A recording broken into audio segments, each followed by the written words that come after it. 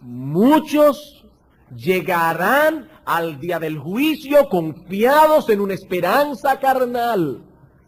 Personas que echaron fuera demonios, personas que hicieron milagros, personas que profetizaron y eran del diablo. Pero lo que quiero recalcar aquí es la última expresión de Cristo: nunca os conocí. Cristo no está diciendo, bueno, ustedes fueron cristianos por un tiempo y en ese tiempo yo los conocía, pero después se apartaron y ya yo dejé de conocerlos. Cristo dice, nunca, nunca, nunca os conocí. En Primera de Juan, capítulo 2, versículo 19, dice el apóstol Juan, salieron de nosotros, pero no eran de nosotros, porque si hubiesen sido de nosotros, habrían permanecido con nosotros, pero salieron para que se manifestara que no todos son de nosotros. El apóstol está diciendo aquí, salieron para que abran sus ojos y se den cuenta que aún todavía hay algunos que están que no son. Salieron de nosotros para que entiendan que no todos son. Todavía hay algunos que están, pero no son. En Primera de Juan, capítulo 3, versículo 6, dice el apóstol Juan, todo aquel que peca no le ha visto ni le ha conocido. Ahora bien, aquí no se está hablando de que cualquier persona que comete un pecado en un momento dado no es cristiano. La palabra pecar allí, todo aquel que peca es un presente continuo. Todo aquel que afirma ser cristiano y vuelve otra vez a ser atrapado por el mundo y ahora está viviendo en pecado, no le ha visto ni le ha conocido. Y en ambos verbos allí, visto y conocido, el apóstol Juan usa lo que en gramática griega se conoce como el tiempo perfecto de los verbos, y señala una acción que comenzó en el pasado y continúa siendo efectuada en el presente. En otras palabras, el apóstol Juan está diciendo, todo aquel que está sumergido en su pecado otra vez, ni antes ni ahora vio a Cristo, ni antes ni ahora lo conoció. No es que antes lo veía, no es que antes él conoció a Cristo y ahora dejó de conocerlo. Esa persona ni antes, aun cuando se parecía que no estaba envuelto en su pecado, ni ahora lo conoce ni lo ve. En Segunda de Juan, el único capítulo de Segunda de Juan, versículo 9, dice el apóstol lo siguiente: cualquiera que se extravía y no persevera en la doctrina de Cristo, no tiene a Dios. No tiene a Dios. Si hubiese tenido a Dios, hubiese perseverado. El que persevera en la doctrina de Cristo, ese sí tiene al Padre y al Hijo. Y hay una expresión enfática allí, ese sí, el otro no, pero ese sí tiene al Padre y al Hijo. Es imposible, hermanos, que un verdadero creyente pierda su salvación. Eso implicaría a la larga que la salvación es por obras y no por fe. Consideren esto por un momento. Si la salvación se pierde, o sea, que nosotros tenemos que esforzarnos por perseverar para no perderla, si la salvación se pierde, entonces nuestra salvación depende de nuestra perseverancia y no de la obra perfecta de Cristo en la cruz del Calvario. Eso querría decir que entramos en el camino del reino por fe, pero nos mantenemos en ese camino por nuestro esfuerzo. La entrada es por fe, pero la permanencia allí es por obras.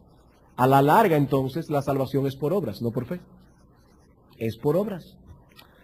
O veamos esto bajo otra perspectiva. ¿Es acaso la fe una virtud inherente al ser humano? Cuando un hombre cree, predicamos el evangelio, aquí hay un montón de personas, uno cree y otro no cree. ¿Implica eso que este individuo que ha creído era mejor que aquellos que no creyeron? ¿Había algo bueno en él que lo llevó a creer? ¿Era él superior moral y espiritualmente a los otros pecadores? No, hermanos, de ninguna manera. La fe es un don de Dios. La fe es un regalo que Él concede por gracia a quien Él quiere. Y dos textos serían suficientes para probar esto. Hay muchos más, pero no tenemos tiempo. Hechos 18, 27. Se nos habla allí de Apolos, que pasó a cierto lugar donde había un grupo de creyentes. Y dice la Escritura en Hechos 18, 27, que Apolos fue de mucho provecho para todos aquellos que por la gracia de Dios habían creído. ¿Por qué creyeron? ¿Porque eran superiores moralmente? ¿Porque eran superiores espiritualmente? No, porque la gracia de Dios los capacitó para creer. Y el otro texto es Filipenses capítulo 1, versículo 29, donde dice el apóstol Pablo: a vosotros, creyentes, se os es concedido por causa de Cristo, no solo que creáis en Él, sino también que padezcáis por Él. ¿Qué dice Pablo allí? Creyentes, fue Dios que les concedió por gracia que vosotros creáis. Fue Dios que lo concedió. Si la fe es un regalo de Dios, la capacidad de perseverar en la fe debe provenir de la misma fuente. Es Dios quien nos da la fe, es Dios quien nos preserva en fe. En 1 Tesalonicenses capítulo 5, versículo 23 al 24, dice: y el mismo Dios os santifique por completo, y todo vuestro ser, espíritu, alma y cuerpo, sean guardados irreprensibles hasta la venida del Señor Jesucristo. Y a renglón seguido Pablo añade: fiel es el que os llama, el cual también lo hará. Dios os santifique por completo, Él os preserve, Él es fiel y Él lo hará. Él lo hará. Primera de Pedro capítulo 1, versículos 3 al 5.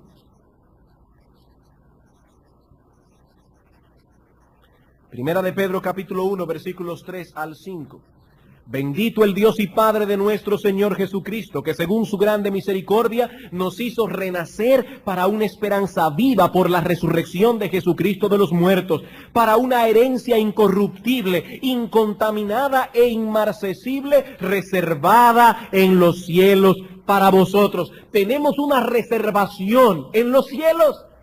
Y cuando lleguemos allí no nos dirán que la reservación fue cancelada, porque esa reservación ya fue pagada por la sangre preciosa de infinito valor de nuestro Señor Jesucristo. Versículo 5.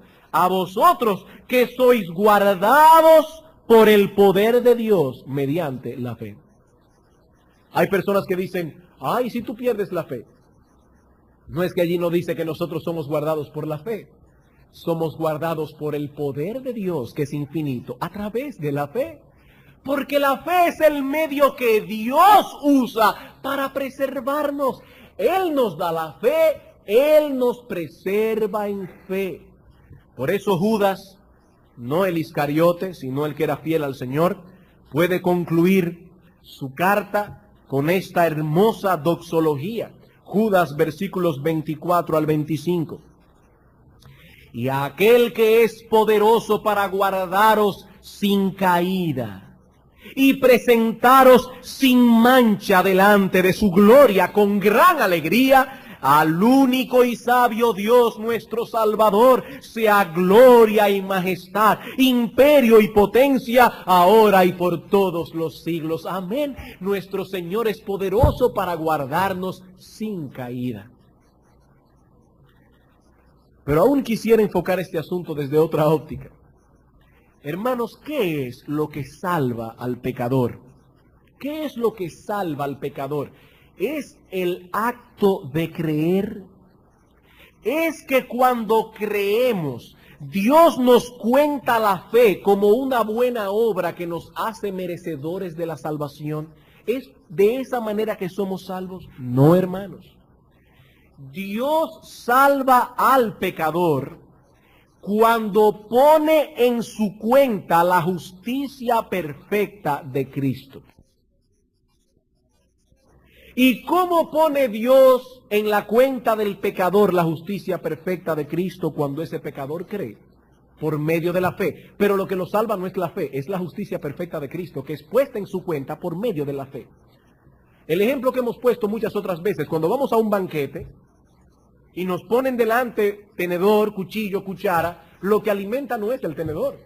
El tenedor es el instrumento a través del cual nosotros cogemos el alimento, pero no es el tenedor. Si usted se come el tenedor, se le va a romper los dientes y yo no sé qué otra cosa más le puede pasar. Usted no puede comerse un tenedor. El tenedor no alimenta, lo que alimenta es la comida que usted coge con el tenedor. Bueno, la fe no salva, hermanos. Lo que salva es Cristo por medio de la fe. Él es el Salvador, no la fe. No es el acto de creer, es la justicia de Cristo. Cuando el pecador cree, la justicia de Cristo es puesta a su cuenta. De modo que ya Dios no está viendo al pecador, está viendo a Cristo. A aquel que no conoció pecado, dice Pablo, por nosotros Dios lo hizo pecado, para que nosotros fuésemos hechos justicia de Dios en él. Tan pronto esa justicia es puesta en la cuenta del pecador, es imposible que ese pecador se pierda. ¿Por qué? Porque esa justicia es perfecta. Esa justicia es perfecta. No hay un solo pecado, hermanos, pasado, presente o futuro, que no haya sido perdonado al pecador arrepentido. La sangre de Cristo nos limpia de todo pecado. ¿Cómo puede Dios condenar a alguien por quien Cristo murió?